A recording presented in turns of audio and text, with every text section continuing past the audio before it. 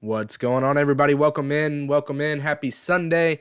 It is a beautiful Sunday here. Not so beautiful in Green Bay as we do not have Aaron Rodgers here to play today, but this is a chance for the Packers to get a good look at the future of what life could be like without Aaron Rodgers this week, as Aaron Rodgers did test positive for COVID-19 on Wednesday. He is not vaccinated, been subject of discussion all week, and we'll get into that.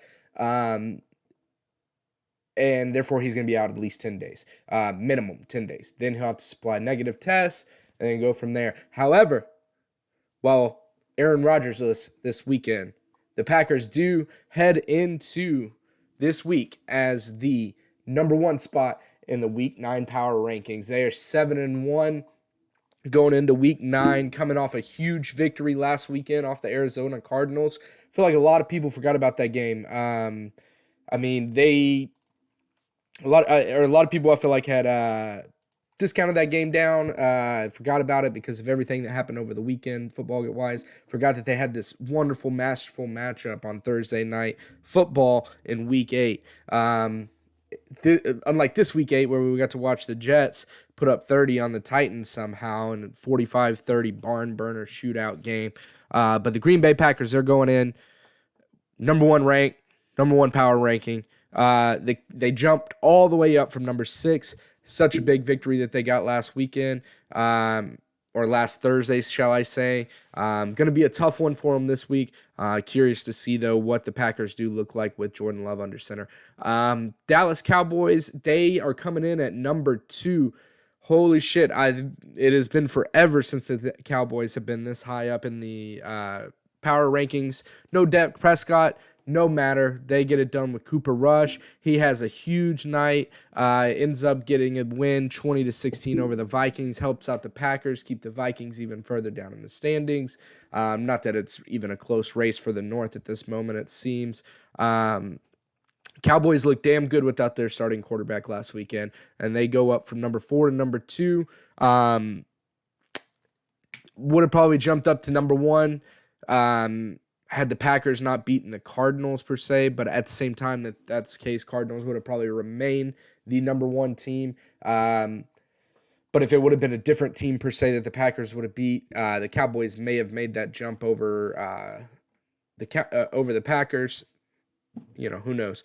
What a game, though. Coming in now at number 3, they lose to the Packers. They drop to 3. I think that's not a bad slide for somebody that lost last week. They are 7-1, first loss of the season. There are no longer any undefeated teams thanks to Aaron Rodgers and the Green Bay Packers. What a game that was. What a game. Next after that, you got, Buffalo Bills are coming in at the 4th spot. They dropped from number 3. They lost to the Titans in primetime week 6. They come in and, get a win last week over the Dolphins. Not really, tough week for them. They slide to number 4. They have a really weak schedule coming up. Their record's going to keep improving, but they may not get as much of the due credit per se due to the teams they're going to be playing. Tampa Bay, they slide 3 spots down to the 5th spot, previously ranked number 2. Picked up a very bad loss to Trevor Siemian as Jameis Winston did get hurt. Speaking of Jameis Winston getting hurt, I'm not sure if anybody has seen his latest dance per se, but man, if you haven't seen this, you've got to check it out. Jameis Winston, hope he makes a speedy recovery. Sucks to see him go down like that in a game as he's been playing really well lately. However, man, how do you not like this right here? Watch this. They're dancing. They're getting lit. They just beat the Bucks. They're lit. Look at Jameis' crazy ass. Look at his crazy ass getting in there. Man, wild. Wild. I'm glad to see it, though. Glad to see Jameis getting after it, even though he is hurt. Still in good spirits. Hope he's quick quick recovery for Jameis Winston. Moving on from the Jameis Winston. The power rankings, though, the Bucks, they lost to the Saints. They slide. The Rams are at 6. I don't understand how they're a 6th ranked 7-1 team. How are they not a top 3 ranked team or a top 4 even? Not even the top 5. They've got the Bucks, a 2-loss Bucks and a 2-loss Bills, and the Bills lost to the Titans and they lost to the Steelers for their 2 losses. The Bucks have lost to the Saints and who was the other loss they had? Shit. I can't think of it right now, but they're 5th. And then you got the Rams that are 7-1, and they slide from 5 to 6. Make it make sense, man. And they add Von Miller. Add Von Miller to it. That defense is going to be unreal. Unreal. Moving on from the power rankings, though, this week we got some good games, I think, on the slates for this week. The game I'm really looking forward to is going to be the Packers-Chiefs game, obviously, because I'm a Packers fan. I'm curious to see what does Jordan Love look like in the regular season, not preseason. I think this is a good chance for the Packers to really see what they have going for them. Have a real good chance to see, what this team could possibly look like with Aaron Rodgers. Aaron Rodgers did get COVID. He seems to be doing well. Not a whole lot of symptoms. Big controversy this week with him and his COVID status. More not his COVID status, more so his vaccination status. A lot of people thinking he's been violating league policy, and everything like that, not wearing masks. And he flat out said, "Hey, I did. I've been following everything, the policy." He did admit, though, he's not wearing one, or he hadn't been wearing one at the podium during his interviews. But he's done that every game and every media session, and from the first day, nobody said anything to him about it. So why would that all of a sudden be an issue now? He mentioned today on the McAfee show, or Friday, shall I say? I'm recording on Friday, so today he mentioned, the reporters are like 20 feet away, all masked, all vaxxed, and, he's up there. He didn't see the point in the mask for that per se. Other than that, he's been wearing it in the building per the team. Not following protocol. He's been getting tested every day. And the whole immunized thing, he explained it today on the show with Pat McAfee's show. He explained that, he said immunized because he didn't necessarily want to be like an anti-vaxxer person. We want people to think that he's all for, so he says, all for everybody's freedom to do as they please, whatever's best for you health-wise. He thought this was the best way for him.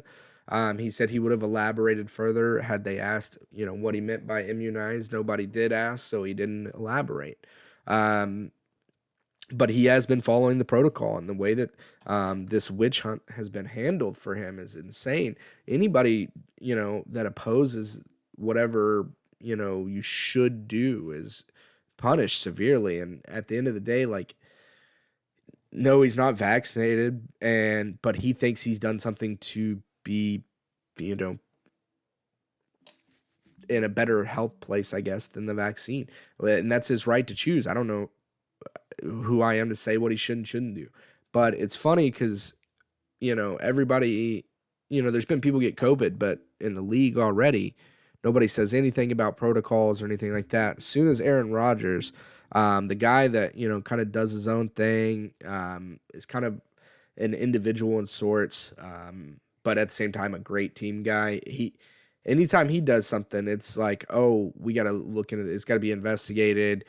He's been breaking protocol. No, he just got COVID, man. It happened. They all went to a fucking Halloween party. Y'all saw him with his John Wick costume, which looked badass. But, he explains why he didn't get the vaccine. He explained it today on McAfee's show. Pulling that up for you guys right now. Y'all, check it out. And, hear from him himself on why he didn't get the vaccine. It was pretty easy in the beginning to eliminate two of them. And it didn't involve going into the questionable history of some of their criminal activities and fraud cases or any of that stuff. It Huh. was simply the fact that I have an allergy to an ingredient that's in the mRNA vaccines. So on the CDC's own website, it says, should you have an allergy to any of the ingredients, you should not get one of the mRNA vaccines. So those two were out already. So my only option was Johnson and Johnson. At this time, in the early spring, I had heard of multiple people who had had adverse events around getting the J&J. Nothing that was no deaths or anything, but just some really difficult times and physical abnormalities around the J&J shot. And then in mid-April, the J&J shot got pulled for clotting issues, if you remember that, right? So the J&J shot was not even an option at that point. So then my options became, okay, what can I do to protect myself and my teammates if there's not one of the big three options for me in my own body? And so I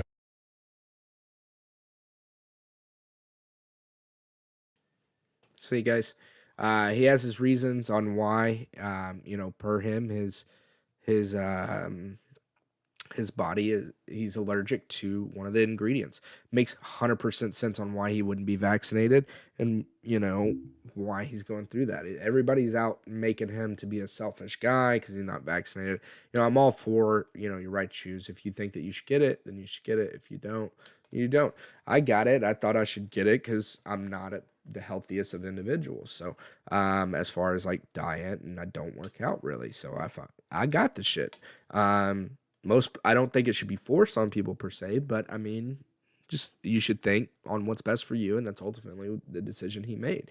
If he's allergic to something, he's allergic to something in it, and I wouldn't have gotten it either if I would have known if I was allergic to something in it. Um, but nonetheless, he's out this week. Um, get the Packers going to the Chiefs. You were going to get to see the State Farm Bowl this weekend. Again, been postponed. Um, speaking of the game, as far as getting to see, what Jordan Love will look like and what the Packers could potentially look like without Aaron Rodgers and what they could be looking like in the very near future. The Chiefs, we're seeing a whole different side of Patrick Mahomes this year. Completely different side of Patrick Mahomes. He's got a lot of distractions, it appears. It appears that he's trying to do, excuse me, trying to do too much out there, trying to do it all per se. And when he's trying to do it all, he's forcing throws, he's making mistakes. Some of the picks that he's throwing aren't his fault. Some of them are coming off of his receiver's hands. Kelsey's not looking good this year. I mean, the whole team just doesn't seem to be clicking this year. But Mahomes looks, awful and distracted. I don't know if maybe it has something to do with his brother, and all the distractions on his TikToking and, controversies that he's been per se. I don't know if it's that. I don't know if it's just, maybe just a rough year. The real question is he ever going to be good again? If he's got a chance, it's this weekend. I love my Packers to death, but I mean, our secondary is suspect at times. I mean, we do well at times, but we're scrappy. We don't know what we're gonna get each week. We're getting a little bit healthier, so maybe improving as well. But nonetheless, like I think that Mahomes, um, you know, needs to find his rhythm if he wants to get good. Get back to being good at throwing the football. And if he or being great, shall I say, he's still good. His bad years is a great year for some quarterbacks. But if the Chiefs want any chance of making the playoffs, they've got to get it together this week. Hopefully not this week. If they want a chance this week, they're not having to play against Aaron Rodgers, who seems to figure out a way to win every game however he can, pulls them out of the hats. It doesn't have his number one receiver, fine, we'll do it. Doesn't have his number two receiver, fine, we'll do it. Don't have the defensive coordinator on the other side, fine. Defense gonna do it. He doesn't play defense. I mean, it's going to be different with Jordan Love out there, and I think this may be a good chance for if we are going to get our shit kicked in, a good weekend for it. can kind of open the front office eyes to what the Packers could be without Aaron Rodgers, if they decide not to pursue him after this year, and if they want to keep rocking with Jordan Love and keep up the bullshit that they kept up in the offseason. At the same time, though, don't wish that upon the team. I hope we play really well, but if we don't play well, just keep in mind this is what we'll fucking look like whenever Aaron Rodgers is gone. So keep that in mind. Moving on, other games on the slates that I like, the Titans and the Rams. The Titans are getting hot, man. Are they a team that's going to make it, or are they just kind of streaking right now? I think more so they're on the streaky side of things at the moment. I don't want to say that they're going to be making a run or anything like that, but they're on a good little streak right now. They took out the Bills on Monday Night Football not too long ago. They lost. They did lose to the Jets, though. Don't forget. Don't forget they lost to the Jets. However, they're playing the Rams. I think the Rams have been a little bit disrespected, especially in those power rankings, not even a top 5 spot as a one-loss team. And they just added Von Miller, who, basically hit the lottery this past week. Well, a lot of stuff going on this last week. Von Miller got traded to the Rams. He went to bed, and he's 4-4. He said he woke up. He was 7-1. He appeared to be emotional leaving. Some people were asking him questions like in his car on his way out. He appeared to, be emotional about it. He spent his whole career there. He's won a Super Bowl there. He is, a key to the city type of guy for Denver. And they traded him for basically 2 draft picks, and they're paying for him to go play somewhere else. A lot of people, mainly the fans of that team, don't like that move, that they're paying one of their best players, one of their leaders, one of their, franchise players for basically nothing and paying him to play somewhere else. But I think Denver was smart in this instance. They knew they weren't going to afford him after this season. They weren't going to be signing him at the end of this year. They could use the draft picks. They were already going to be paying a salary anyways. They're not contenders for the Super Bowl. Why is this a bad move? They're gearing up, trying to build for the future. Von Miller's not a part of that future. He's at the point in his career where he's too expensive for their taste at this time, and it's part of the sport. Although it sucks how sudden it was, it looks like he had no clue it was coming. You would think that maybe they would give him some type of, heads up that this was in the works. But no, they didn't. So yeah, that's going to be a good game. Other game that I like of this week is going to be the Vikings Ravens game. I think that has the makings of a good game. I think the Vikings are probably the best sub 500 team right now. They're a really good sub 500 team. Interesting game that I'm interested to see as well is going to be the Raiders Giants game, and I know that sounds weird because it's probably not going to be a good game as far as football goes. I'm just more so curious to see how the Raiders are doing as a unit. Probably the most traumatic news throughout the week this week was the Henry Ruggs situation. Thoughts and prayers to the family of the victim. I believe her name. I took a bit. Well, sorry.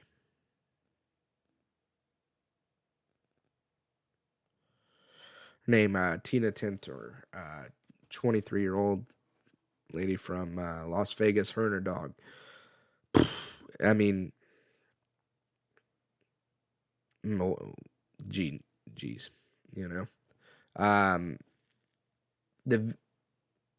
the fact that he didn't call a ride, the fact that he was with friends and those friends let him drive in the state of mind he was. They said he tested at 0.16, twice the legal limit.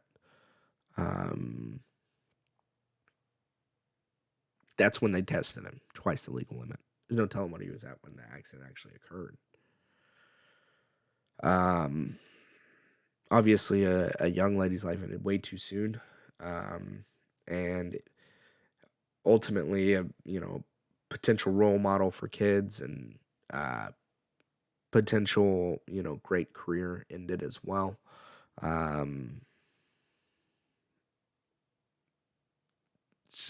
so many things you can do different. I mean, I've gotten behind the wheel as well after a time I probably shouldn't have. I think we all have. Maybe not all of us, but a lot of us have. And luckily for us, nothing happened. We didn't hit nobody, didn't get pulled over, nothing like that. But whenever you see things like what I'm about to show, it kind of makes you realize like how lucky you probably were. Probably shouldn't be doing that. Just look at how the speed of the car for Henry Ruggs. This surveillance camera footage caught it, and just look at the speed on it. There's the RAV4. Now here comes his car. They're going to show it one more time. Look at the speed difference here.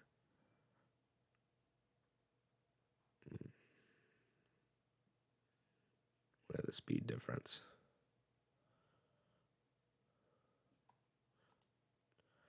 Jesus, that's just insane. To me, again, thoughts and prayers to the victim, Tina Tentor, I think, again, was her name. Way too soon. 23 years old is very, very early on. And he wasn't, I believe he was actually younger than her. His life also, ended. Obviously feel way more sorry for her than his. But it's quick. It's crazy how quick, things can change just like that. But thoughts and prayers to the victim. But I'm curious to see, circling this back to football, curious to see how the Raiders are affected as a unit. I mean, you have to think about it. They've been one of the better teams in the AFC. They're 5-2 right now. Are they going to, keep holding it together? They had the scandal with their coach, with his sketchy shit that he's posting. Got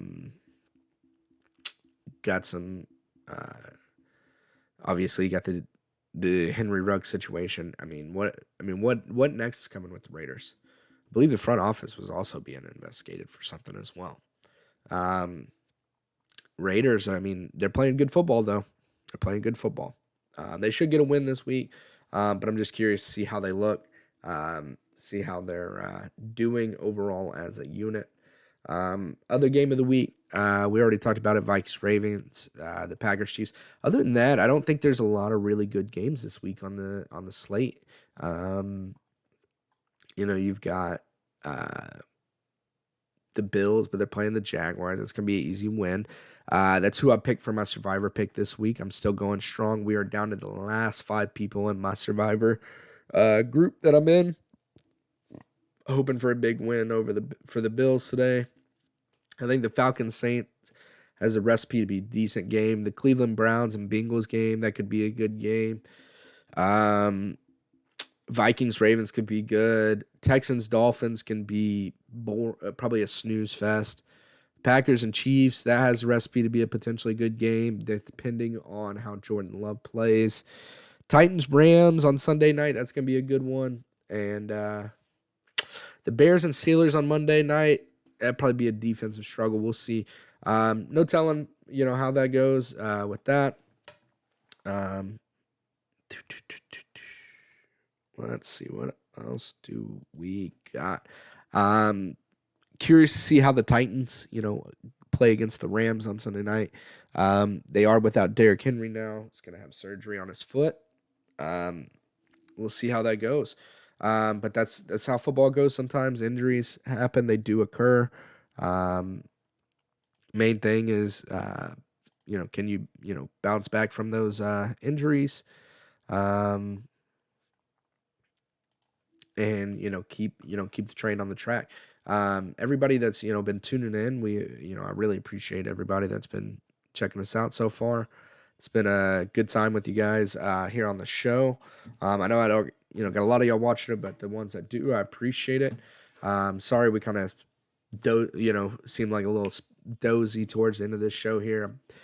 Been a long day, getting a little tired. So we'll wrap up the show. Sorry we're pre-recorded again this week, but next week we'll be live again. I'm just having a wedding to attend this weekend. Shout out to my boy Bryce getting married, tying the knot. Bryce Miranda, congrats you guys. If you haven't already, make sure that you guys subscribe to the channel. Give us a share wherever social media you're on as well. Be much appreciated. Till then, guys, we'll see you guys next time.